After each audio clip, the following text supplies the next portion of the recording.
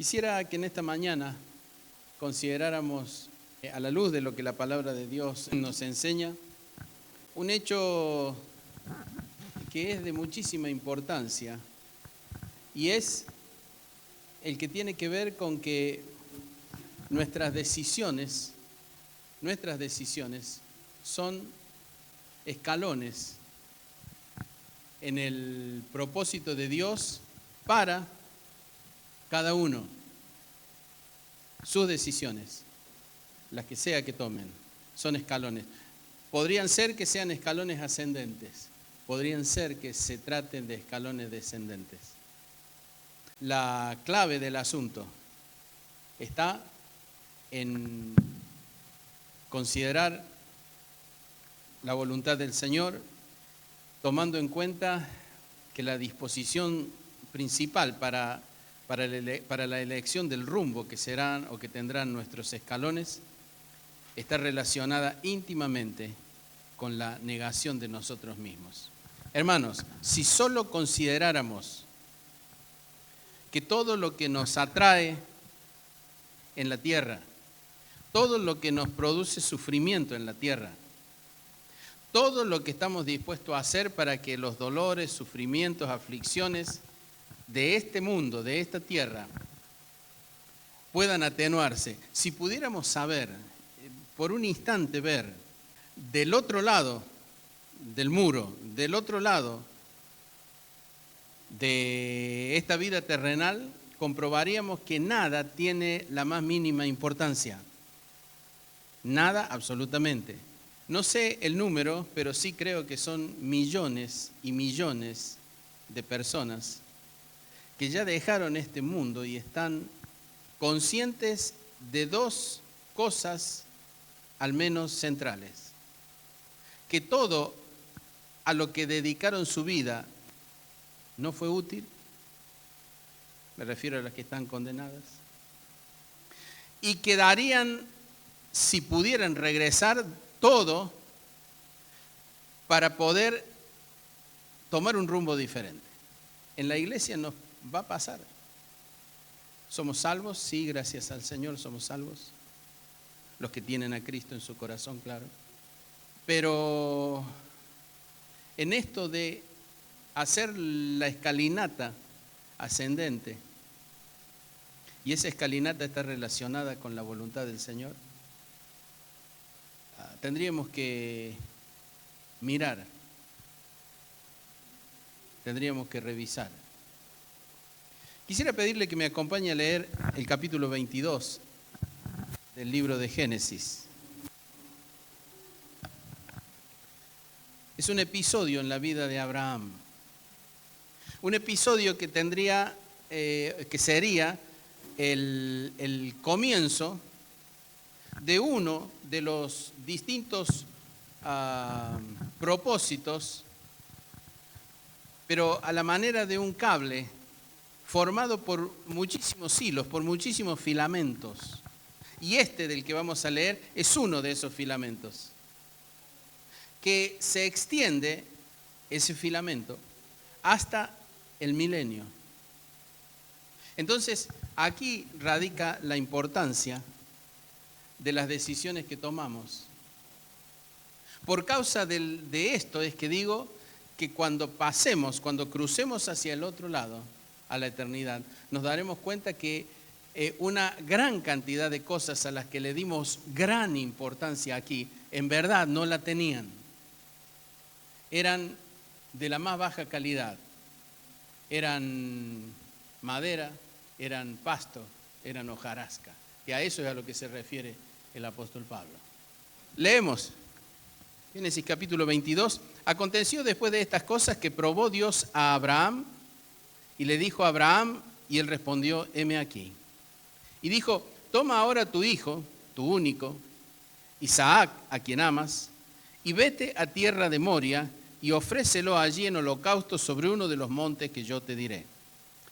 Y Abraham se levantó muy de mañana y ensilló su asno y tomó consigo 2 siervos suyos y a Isaac su hijo y cortó la leña para el holocausto y se levantó y fue al lugar que Dios le dijo. Al tercer día alzó Abraham sus ojos y vio el lugar de lejos.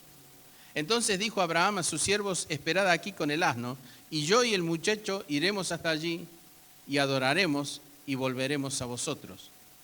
Y tomó Abraham la leña del holocausto y la puso sobre Isaac su hijo, y tomó en su mano el fuego y el cuchillo, y fueron ambos juntos. Entonces habló Isaac a Abraham su padre y dijo: Padre mío. Y él respondió: heme aquí, mi hijo. Y él dijo: he aquí el fuego y la leña, mas ¿dónde está el cordero para el holocausto? Y respondió Abraham: Dios se proveerá de cordero para el holocausto, hijo mío. E iban juntos.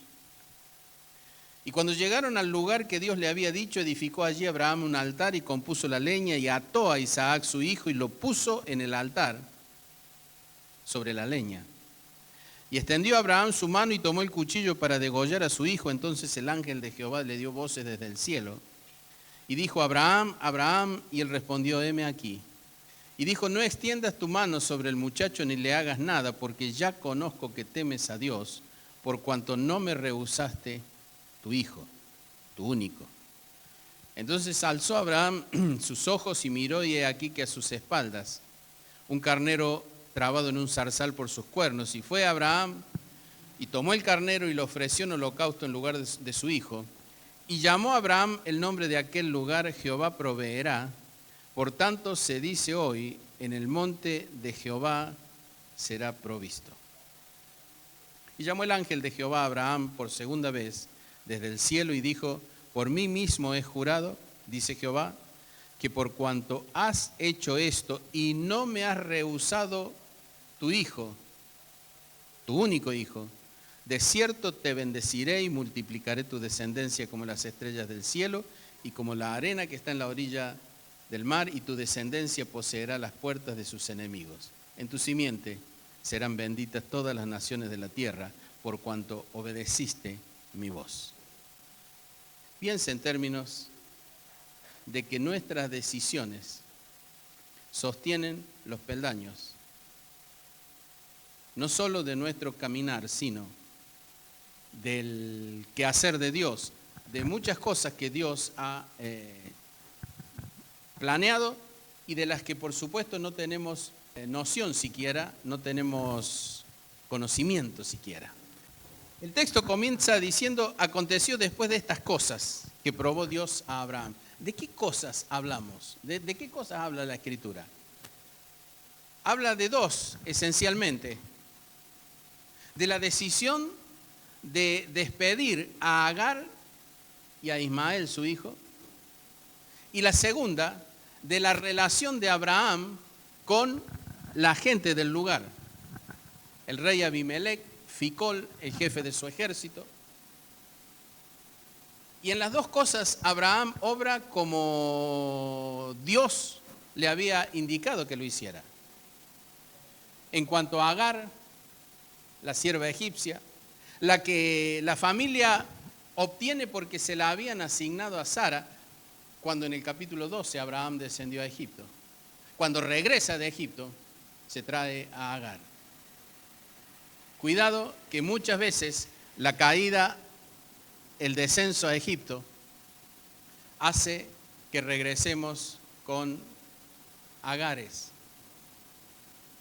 Y cuando lo hacemos, las consecuencias no finalizan instantáneamente, son duraderas, tanto que hoy no finalizan instantáneamente, son duraderas, tanto que hoy los descendientes de Ismael cavan túneles desde los cuales, o por medio de los cuales ingresan a tierra de Israel, ponen explosivos, producen atentados, atacan ciudadanos israelíes.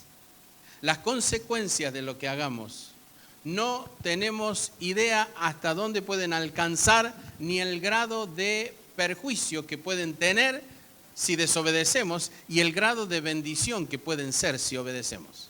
Después de estas cosas,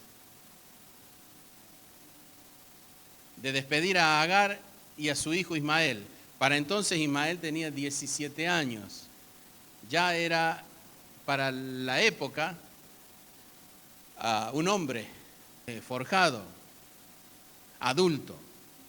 Hoy andamos con que si el adolescente tiene 15, pobrecito, no entiende. No, cuidado.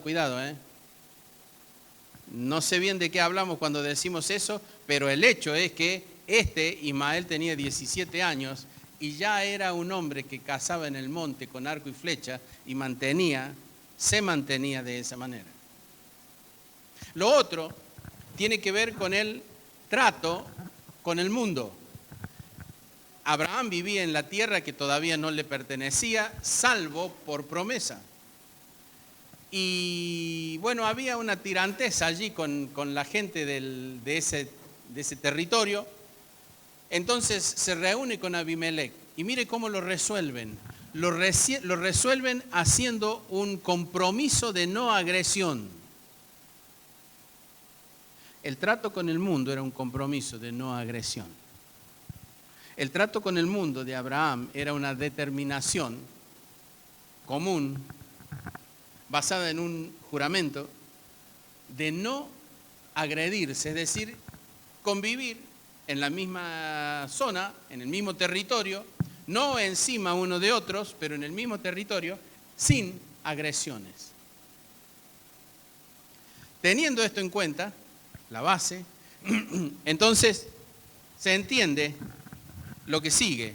Después de estas cosas, probó Dios a Abraham. Las pruebas para nosotros no son ocasionales, son permanentes.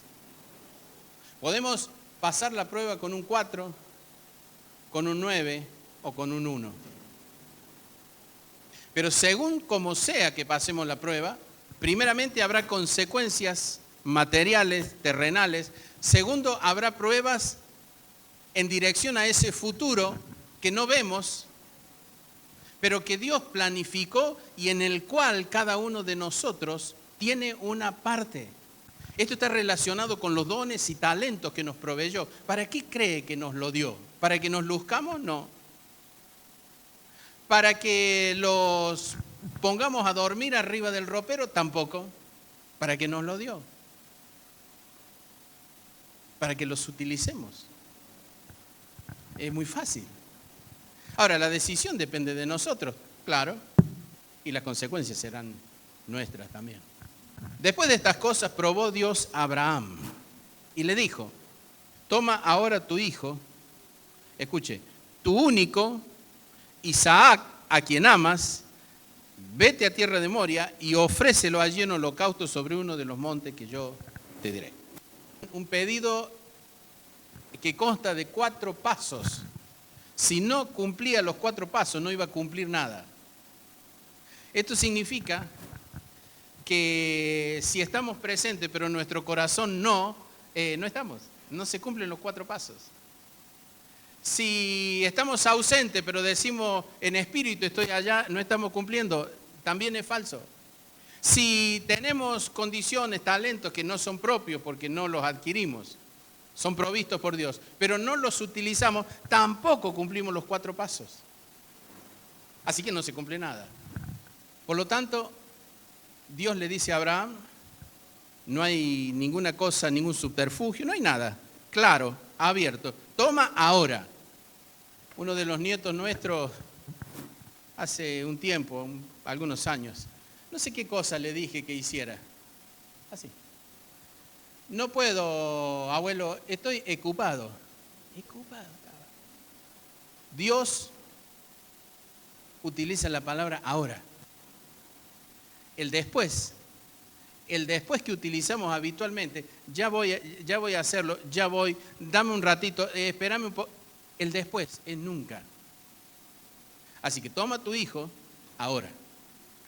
Y para que no queden dudas, porque en una de esas somos hábiles en el manejo del doble sentido, toma a tu hijo ahora, tu único, a Isaac a quien amas, no vaya a ser que mandara 2 sirvientes a buscar a Ismael. ¿Capta? Y la ausencia de Ismael se explica porque Dios ya tenía pensado esto. Dios ya lo sabía. Y podía ocurrir que Abraham se hiciera el distraído y entonces se fuera con Ismael. De hecho, El islamismo cree que fue Ismael el que acompañó al monte Moria a Abraham. Y de allí su reclamo, o desde allí legitima su reclamo sobre toda esa tierra. La Biblia dice, toma ahora tu hijo,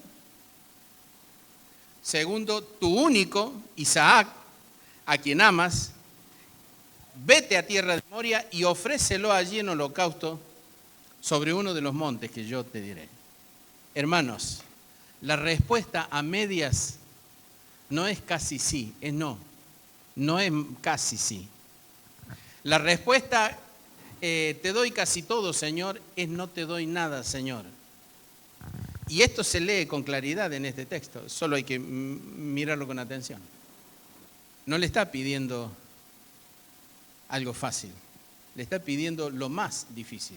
Lo que quiere transmitir esta escritura es que por naturaleza el orden de prioridades que tenemos está equivocado.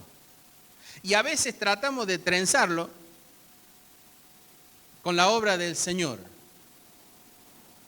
con el servicio al Señor, y nos equivocamos. Y a veces feo. Así que el versículo 3 dice, y Abraham se levantó muy de mañana. Es decir, recibió el mensaje de Dios, preparó las cosas, se fue a dormir y muy temprano, así que todavía era oscuro, ensilló el asno, tomó consigo 2 siervos, a Isaac, cortó leña para el holocausto y salió de su campamento rumbo al lugar que Dios le dijo. Abraham no sabía lo que estaba haciendo, más que cumplir los pasos que Dios le había indicado. Sin embargo, lo que estaba haciendo era mucho más que lo referido a sí mismo. Lo que estaba haciendo era construir escalones para lo que en definitiva Dios quería poner en la cumbre, en el final de la escalera, y que ocurrirá en el milenio. Así que muy de madrugada se levantó para cumplir lo que Dios le había indicado. Y luego hay una etapa que no tiene nada de atractivo, casi una rutina. Luego hay nada destacado. ¿Qué tiene de destacado que vengamos a la iglesia? Es la misma cara y en lo más de los casos la misma ropa, el mismo color de barbijo. Pero hay un propósito en eso. Es el espacio entre lo que Dios dijo y lo que viene. 3 días caminando, imaginen lo que sería eso. Un burro, 2 sirvientes, Abraham e Isaac. Leña sobre el burro, cuchillo seguramente cargándose en el burro y el fuego. Ese no podía apagarse. 1 día, 2 días, 3 días. Al tercer día recién se ve. Al tercer día recién se ve. Pero hay que caminarlos a los 3 días. Hay gente que ni siquiera tiene idea, no ve lo que Dios le tiene preparado, pero no lo ve porque desde donde está es imposible que lo vea. Tiene que hacer el tránsito, ese que parece aburrido, ese que parece rutinario, ese que parece cansador, ese que parece no terminar nunca. Tiene que hacerlo, porque recién a los 3 días Abraham ve de lejos el monte que Dios le había indicado. Y él ya había aprendido de los días en que salió de su tierra. Cuando Dios le dijo, vete de tu tierra y tu parentela, él se trajo a Lot. Y esa decisión que fue obedecer casi completamente a Dios, terminó siendo un desastre. Descendió a Egipto, regresó.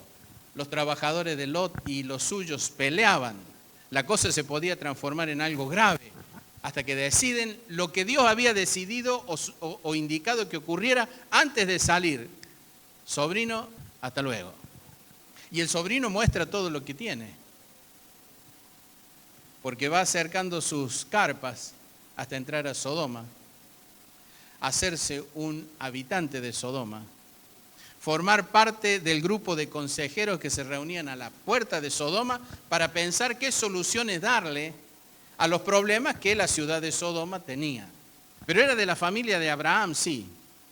Hay familiares de Abraham que están más aptos para tratar los problemas de Sodoma que para permanecer donde deben permanecer. Es Biblia esto, no es invento, es Biblia. Así que como ya había aprendido eso, cuando alcanza a ver el monte, le dice a los dos sirvientes, bueno muchachos, ustedes se quedan acá, el burrito queda con ustedes, y el tramo final del viaje lo hacemos Isaac y yo. Pero la leña venía sobre el burro, sobre el asno, el cuchillo también. Es probable que el fuego lo trajeran entre los dos sirvientes. Así que, ¿qué hace Abraham? Pone la leña sobre los hombros del hijo. La leña era para el holocausto, el equivalente al culto. ¿Se entiende, no? La leña tiene que ser puesta sobre los hombros de los hijos cuando ya comienzan a entender. Si no, la historia va a terminar mal. Y aún poniéndola, podría ser que terminara mal, pero cumplimos nuestra parte. Pusimos la leña en ese camino de 3 días hasta el monte Moria. Y él toma el fuego. Y él toma el cuchillo. Esas son las armas. Y las herramientas. Y los instrumentos que debemos tener los mayores, en especial los padres. Porque con el cuchillo se corta, se circuncida, se defiende, imprescindible, para el acto que iba a llevar a cabo, que era ofrecer en holocausto a Isaac, aunque la fe y el conocimiento de Dios que tenía Abraham le hacía estar seguro de que no iba a ocurrir tal cosa, porque le dijo a los sirvientes, quédense acá, nosotros vamos, adoramos y volvemos. Y esto se lo daba a Abraham el conocimiento de Dios. Por eso el que desconoce de Dios, y peor aún, el que desconoce a Dios, aún cuando sea evangélico, siempre piensa que la demanda es demasiado onerosa, demasiado pesada, es una carga demasiado grande. Pero el que conoce sabe que Dios no va a contradecirse, Dios no va a ir contra su voluntad, no va a ir contra su carácter, no va a ir contra su palabra, no va a ir contra sus promesas. Pero el que no lo conoce, mide y dice, esto es demasiado, Dios no me puede pedir esto. La causa, no se conoce a Dios. Pero Abraham lo conoce. Así que toma el cuchillo, toma el fuego. Significa, mire, si los padres no servimos, si los varones no somos lo que debemos ser, no esperen milagros. Cuchillo y fuego, no hay otra cosa. Los hijos no son tontos, no son ciegos, los hijos ven. Y puede ser ahora o puede ser dentro de 10 años, pero un día, si lo que vieron no fue correcto, un día lo van a decir. Y el papelón va a ser grande, porque cuando los hijos suben en edad, en capacidad, en inteligencia, en formación, en madurez, normalmente los padres estamos en la curva opuesta. Así que cuidado con lo que se permite que sus hijos vean. Así que como no es un dormido Isaac, ha visto holocaustos, ha visto a Abraham adorar en los altares que levanta donde sea que acampe. Así que le hace la pregunta, Padre mío, ahí está el fuego, acá está la leña, pero ¿me podés decir dónde está el cordero para el holocausto? Porque no lo llevan, no lo ve. Y entonces aparece envuelta en la respuesta aquello que caracterizó a Abraham. No te preocupes. El cordero para el holocausto es un problema que tiene que resolver Dios. Y los que somos creyentes sabemos que lo resolvió. Él se proveyó el cordero para el holocausto. Y Juan el Bautista, como en la historia esta, vemos que Abraham descubre enredado en los cuernos a ese carnero. Juan el Bautista es el que descubre el Cordero de Dios que quita el pecado del mundo. Pero también encontramos que Isaac, el hijo, confía en el papá. ¿Por qué? Y porque lo ha visto. La trayectoria es importante. El recorrido es importante. El recorrido que hagamos es importante. Así que cuando escucha las palabras de su padre, simplemente sigue. Y finalmente llegan, versículo 9, al lugar que Dios le había dicho.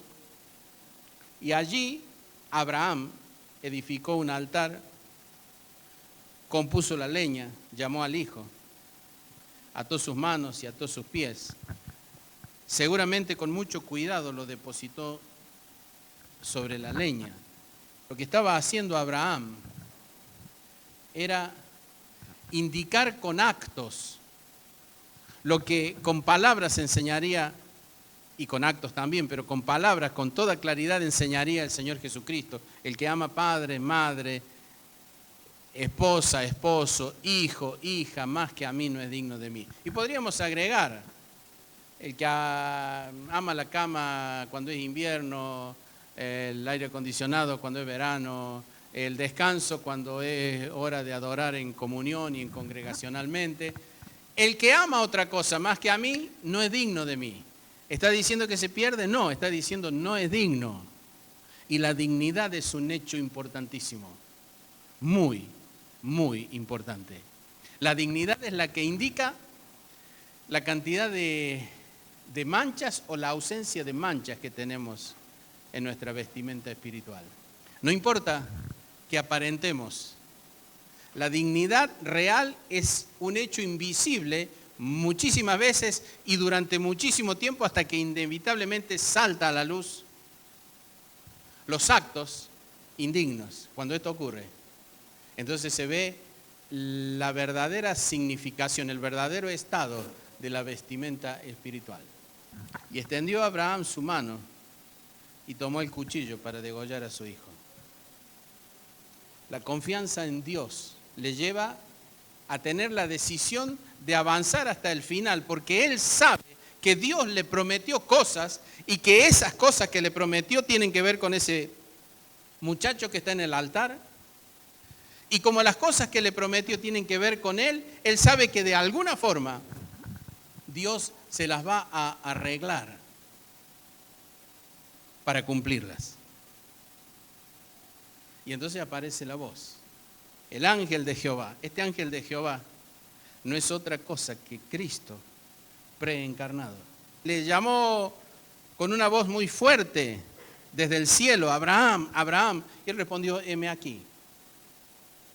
No extiendas tu mano sobre el muchacho ni le hagas nada, porque ya conozco que temes a Dios por cuanto no me rehusaste tu hijo, tu único.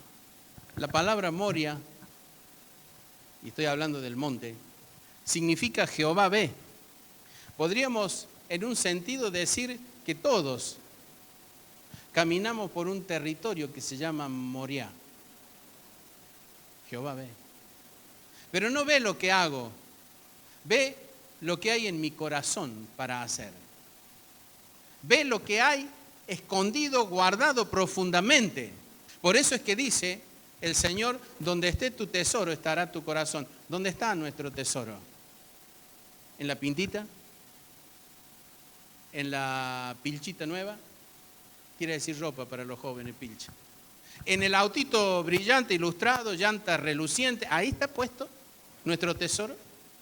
En el explicar actitudes y decisiones utilizando un lenguaje tal que puedan significar dos cosas, una para el que me escucha y la otra la que yo sé.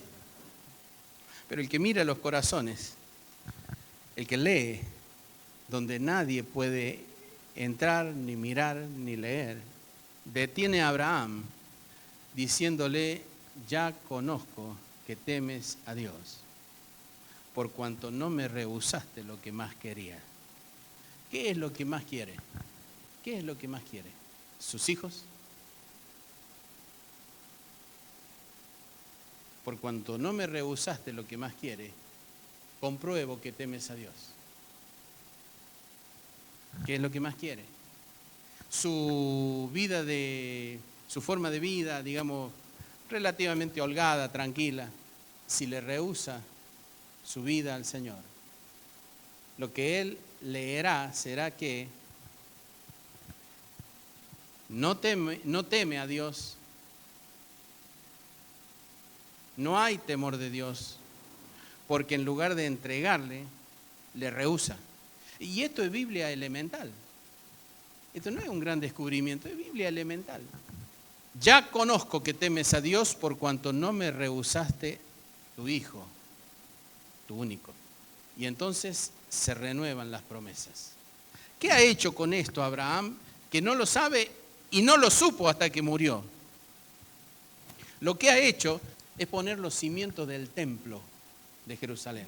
Porque acá donde él está es el monte del templo hoy. En este lugar del capítulo 22 es el centro de Jerusalén hoy. En este monte, y dicen las tradiciones judías, yo no podría asegurarlo, pero dicen las tradiciones judías, que en el sitio donde Abraham levantó el altar del holocausto, es el sitio donde Salomón instaló el altar del holocausto, y en el segundo templo, el de Zorobabel, se colocó el altar del holocausto en el mismo lugar. No me sorprendería que sea así. No me sorprendería que haya sido así. Porque en el altar del holocausto iba a estar el Señor. Abraham escucha.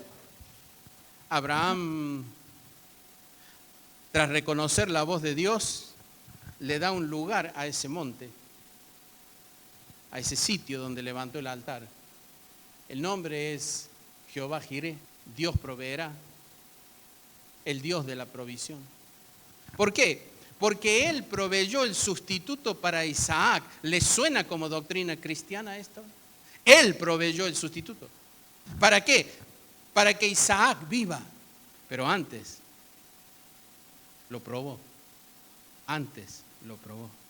Y esa prueba fue muy fuerte, porque a los 100 años de Abraham nació Isaac.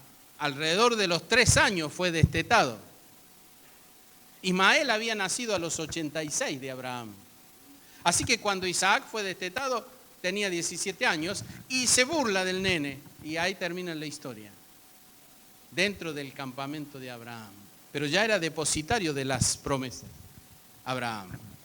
Y llamó el ángel de Jehová a Abraham por segunda vez, diciendo: por mí mismo he jurado, este es Cristo, que por cuanto has hecho esto y no me has rehusado tu hijo, tu único hijo, de cierto te bendeciré y multiplicaré tu descendencia como las estrellas del cielo, como la arena que está en la orilla del mar. Tu descendencia poseerá las puertas de tus enemigos, en tus simientes serán benditas todas las naciones de la tierra, por cuanto obedeciste mi voz. Hay respuesta, hay un propósito, hay un plan de Dios para la obediencia. Es rico, es abundante, es sólido, pero lo más o menos es nada. El casi es no, cuando es una respuesta de nuestra parte. Por cuanto no me has rehusado a tu hijo, tu único, al que amas, entonces la respuesta parcial es siempre negativa. La respuesta en parte, la respuesta incompleta, la respuesta para tener promedio, como dicen los chicos en el secundario, no alcanza. Es un no rotundo a Dios. Pero lo que no sabía Abraham era que acababa de poner el primer escalón de una escalera que llegaría hasta el milenio. Eso no sabía Abraham. Y no lo sabía porque cuando Dios demanda algo de nosotros, no tiene que decirnos el por qué. De hecho, muchísimas veces no quiere, porque no debe haber ningún elemento ni de presión ni de estímulo para que hagamos algo. A veces a los hijos se les dice, bueno, si limpias la pieza, a la tarde o a la noche hacemos tal cosa, o te doy para que compres no sé qué, y entonces el chico limpia. Ni tiene ganas de limpiar, créame. Pero el estímulo impone a hacerlo. A veces es la presión. Deja el teléfono ahí, no lo vas a tener por una semana, a menos que, y entonces se produce el milagro. Pero Dios no hace así. Dios solo llama, dice lo que hay que hacer y espera. Él sabe lo que viene, pero no necesita decirlo, porque no necesita estimular el bien hacer, porque en ese caso, si fuera por estimular, no sería obediencia o no sería genuino. Y ni presiona, porque en tal caso sería por miedo, por temor, pero tampoco sería genuino. Transcurren los años, muchos. Llegan los días del rey Salomón. Un hombre como de los que como tantas veces vemos, empezó muy bien y terminó muy mal. En lugar de una escalera ascendente, hizo una descendente. Construyó, edificó el templo a Dios y llenó Jerusalén y el monte de los olivos de altares, templetes, templos a los dioses de sus 1000 mujeres. La respuesta media no es una respuesta afirmativa, es negativa. La respuesta incompleta no es obediencia, es desobediencia. Capítulo 3 de Segunda Crónicas, los primeros 2 versículos,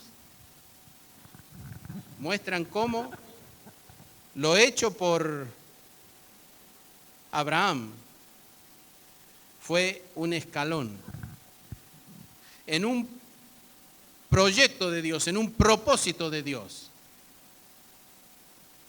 Y ese propósito tenía que ver con bendecir mediante la simiente de Abraham a todas las naciones de la tierra.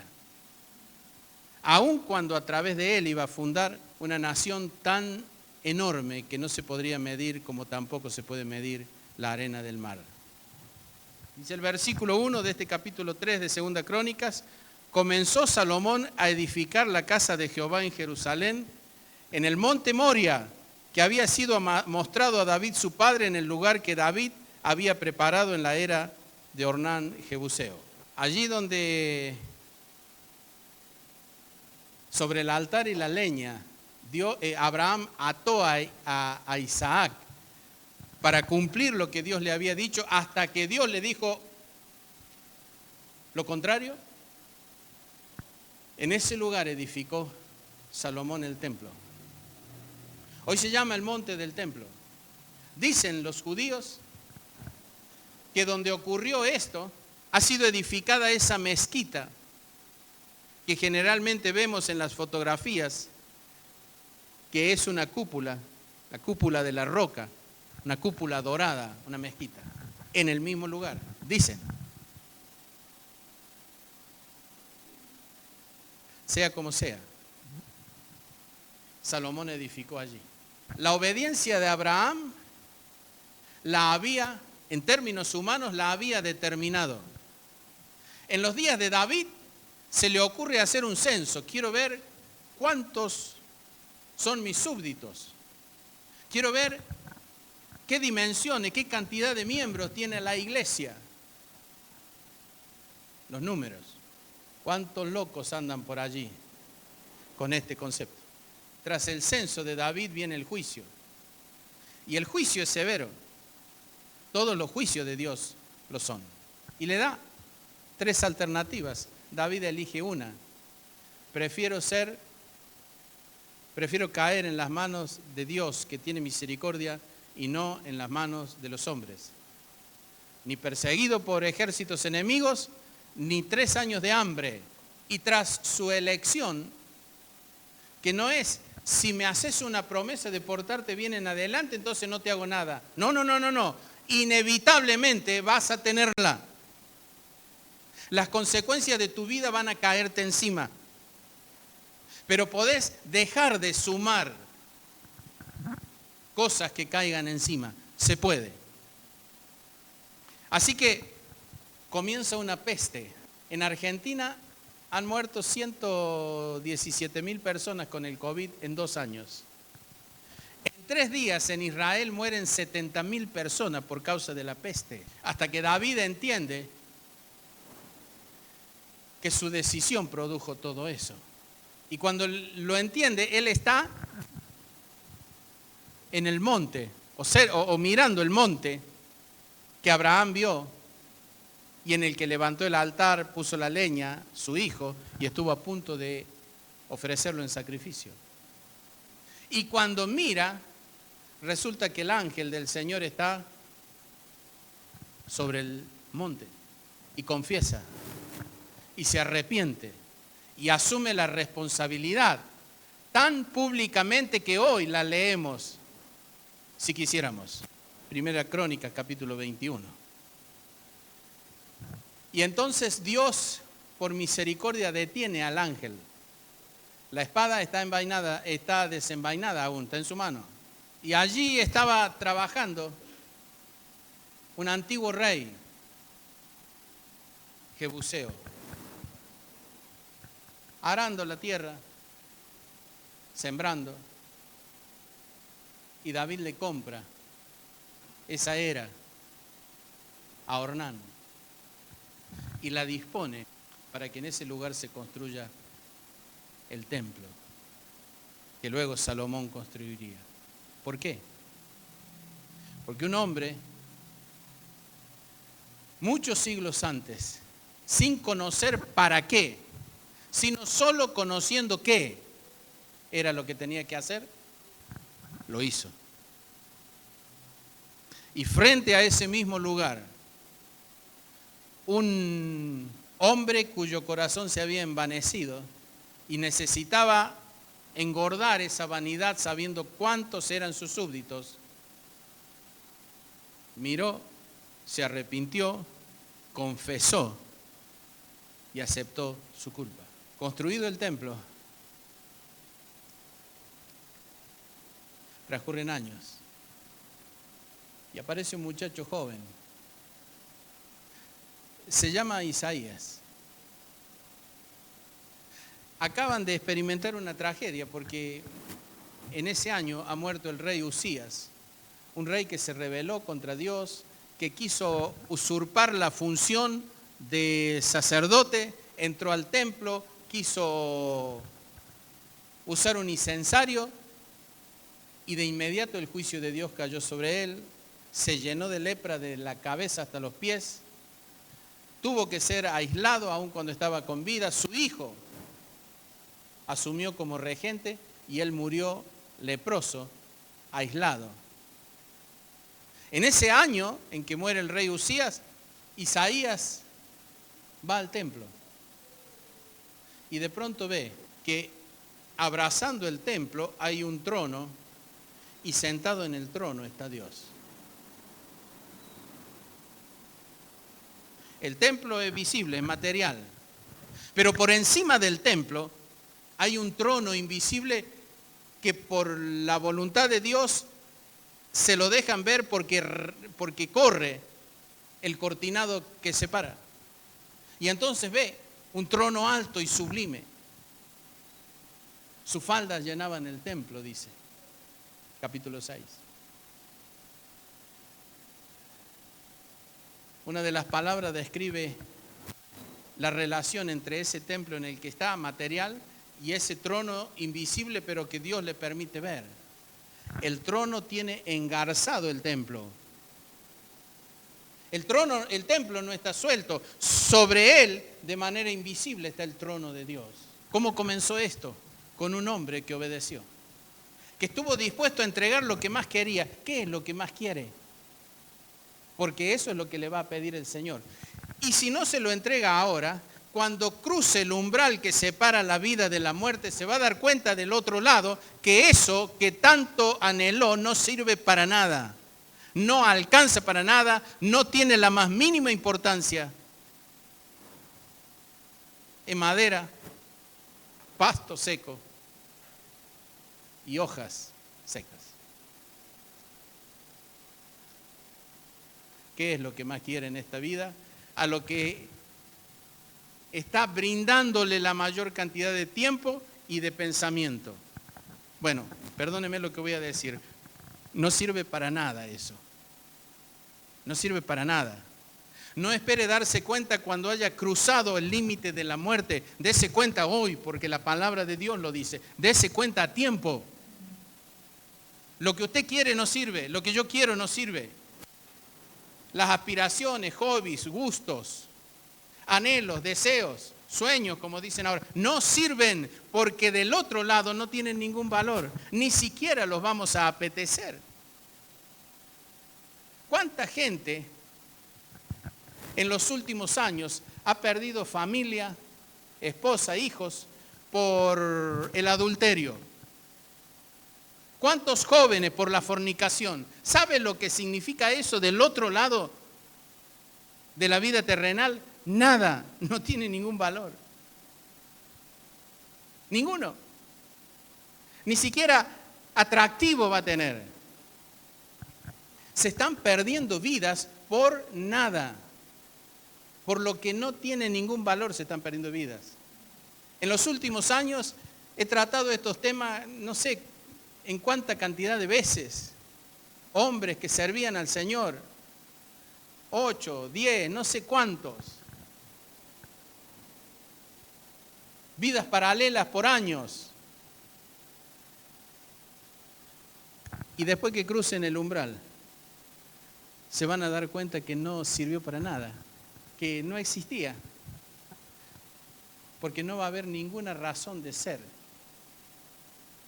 para anhelar, pensar, recordar. Eso que al parecer fue tan atractivo acá en la tierra.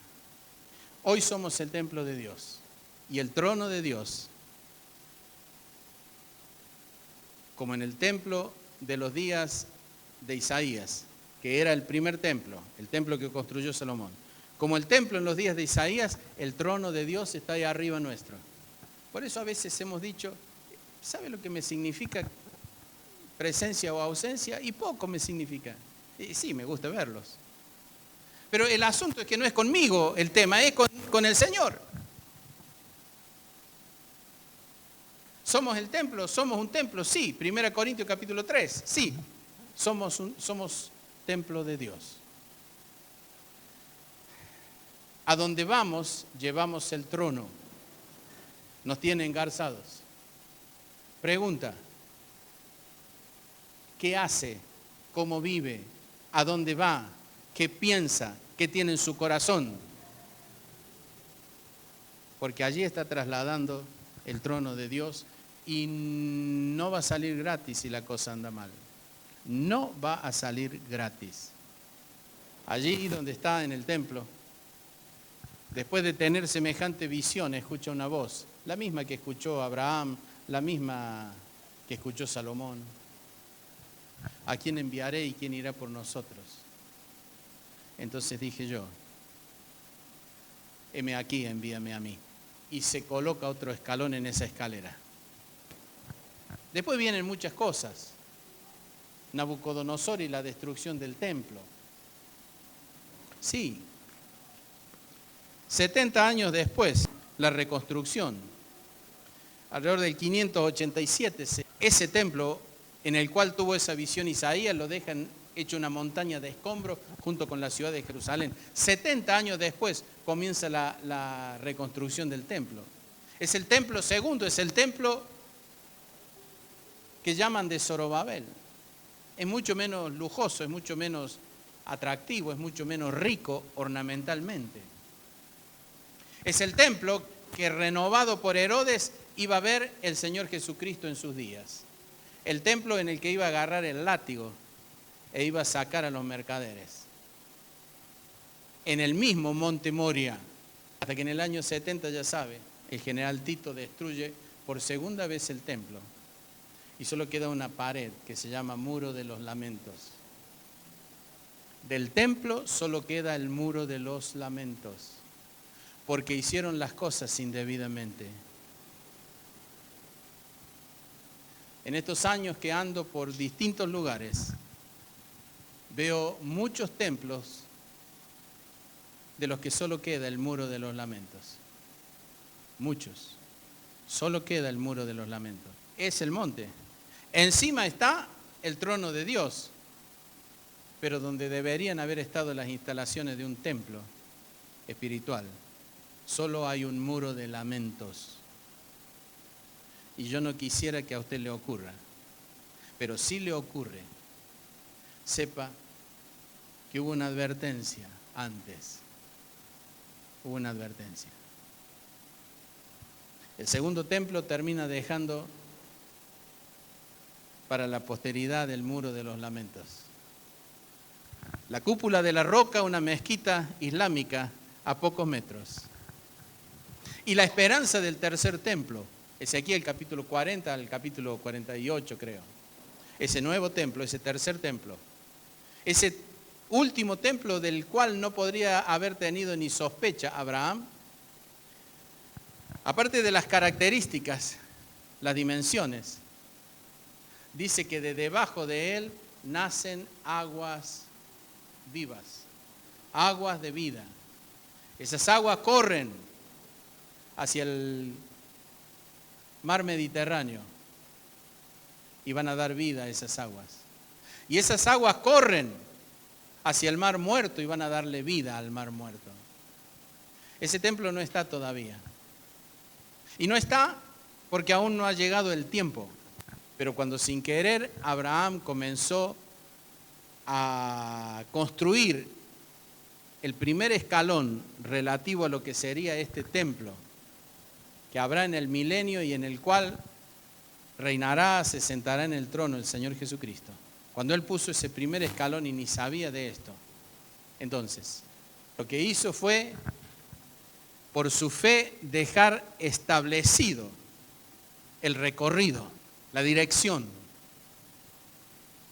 de ese propósito de Dios que tiene que ver con el templo. Y acá estamos nosotros. Acá está la iglesia occidental. Pero Dios quiere mucho más que esto. Porque nos ha dado una antorcha y nos ha dado un cuchillo.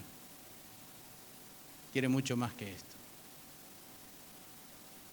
Y todo comienza con la decisión sobre qué hacer con lo más importante que tenemos.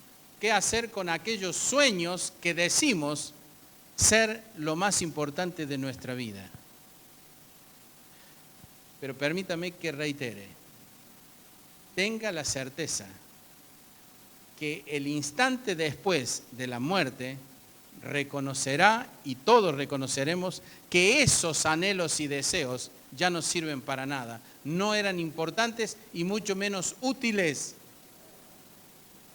Son sueños y anhelos temporales, pueden durar desde un día hasta 75 u 80 años y mueren y no hay más.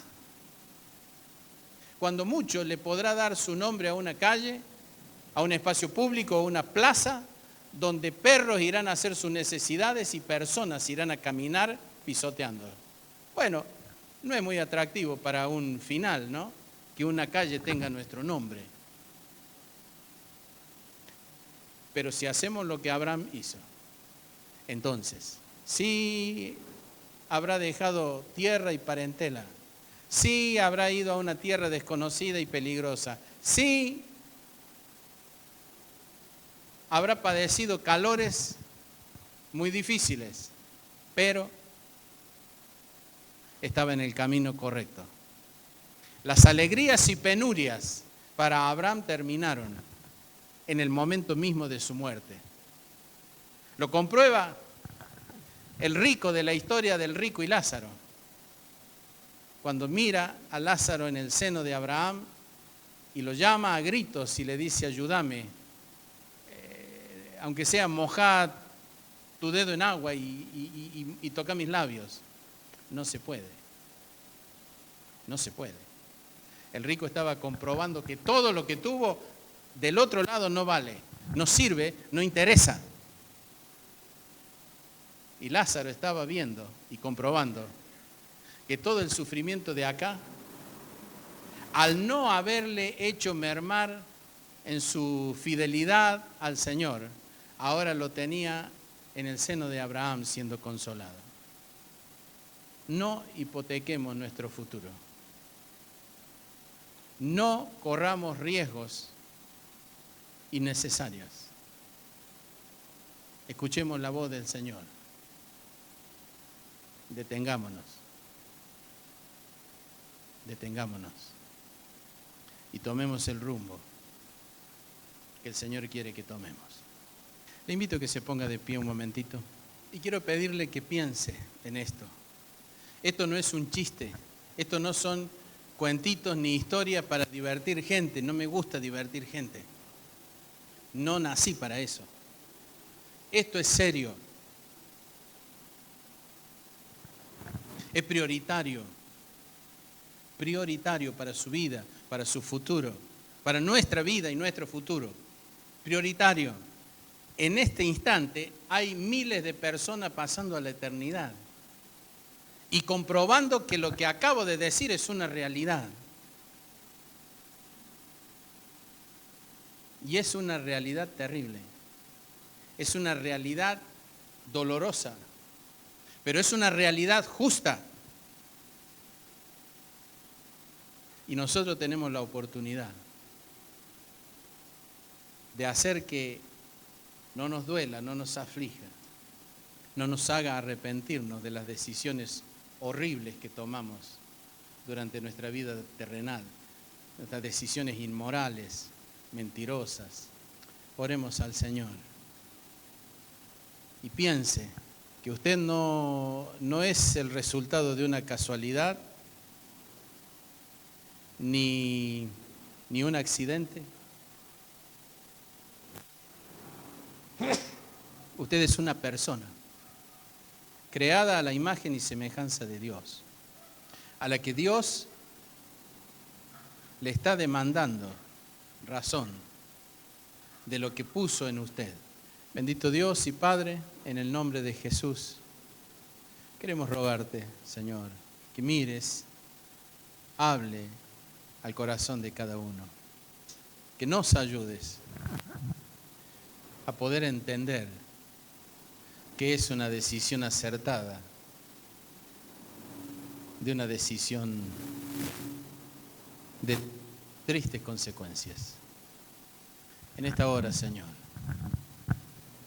acompáñanos y danos sabiduría.